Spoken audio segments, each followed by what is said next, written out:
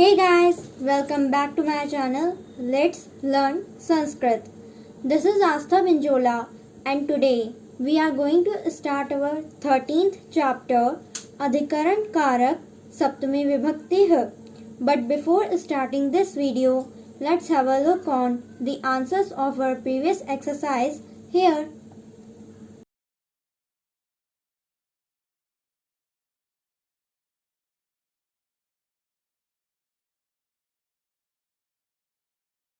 So friends, आज के इस वीडियो में हम अधिकरण कारक को सप्तमी विभक्ति के साथ समझेंगे।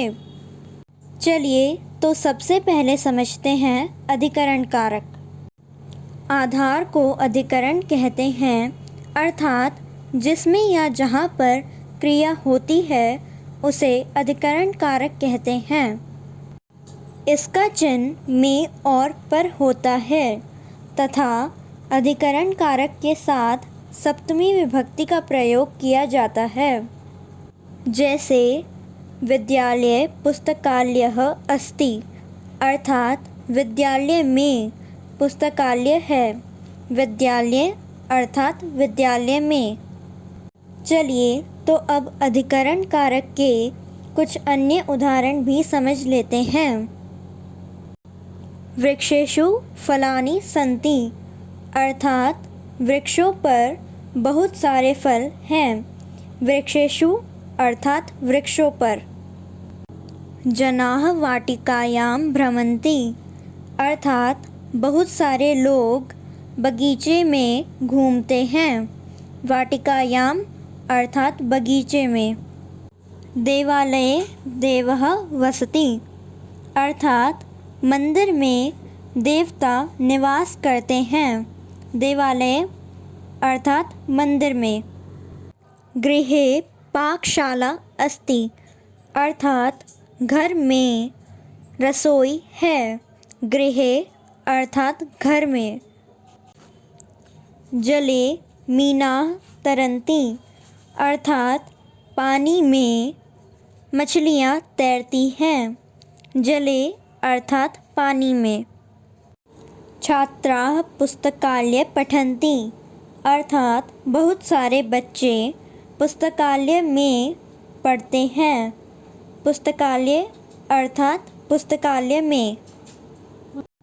उत्पीठिकायां पुस्तकानि सन्ति, अर्थात अलमारी में बहुत सारी पुस्तक हैं, उत्पीठिकायां अर्थात अलमारी में। कक्षायां छात्राः पठन्ति, अर्थात कक्षा में बहुत सारे छात्र पढ़ते हैं, कक्षायां अर्थात कक्षा में। चलिए तो अब कुछ अनुच्छेद देखते हैं जिनमें अधिकरण कारक का प्रयोग किया गया है। छात्रः विद्यालये पठति, अर्थात छात्र विद्यालय में पढ़ता है। विद्यालये शिक्षकाः सन्ति, अर्थात विद्यालय में बहुत सारे शिक्षक अर्थात अध्यापक हैं।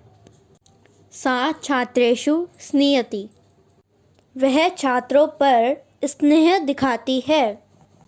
विद्यालये क्रीडा क्षेत्रम् अस्ति, विद्यालय में खेल का मैदान है। बालकाः क्रीडा क्षेत्रे क्रीडन्ति, बहुत सारे बालक मैदान में खेलते हैं। सिंहः कुत्र वसति, शेर कहाँ रहता है।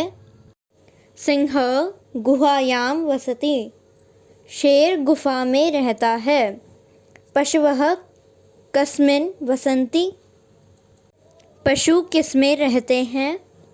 ते वने वसन्ति, वे सब वन में अर्थात जंगल में रहते हैं। वने वृक्षाः अपि सन्ति, वन में बहुत सारे वृक्ष भी हैं। वृक्षेषु फलानि सन्ति, वृक्षों पर बहुत सारे फल हैं। उद्यानस्य मध्ये एकः तडागः अस्ति, बगीचे के बीच में एक तालाब है। तडागे जलम अस्ति अर्थात तालाब में पानी है। तडागे मीनाः तरन्ति तालाब में मछलियाँ तैरती हैं। कच्छपः अपि जले वसति कछुआ भी जल में रहता है। कच्छपः अर्थात कछुआ। कच्छपः शनैः शनैः चलति अर्थात कछुआ धीरे धीरे चलता है। शनैः शनैः अर्थात धीरे धीरे। So here it is the end of this video and this chapter also. I hope you enjoyed watching it, and if you really like our content, so don't forget to give it a thumbs up. Do comment below your answers and also subscribe to our channel. Keep learning, keep growing. Thank you and have a nice day.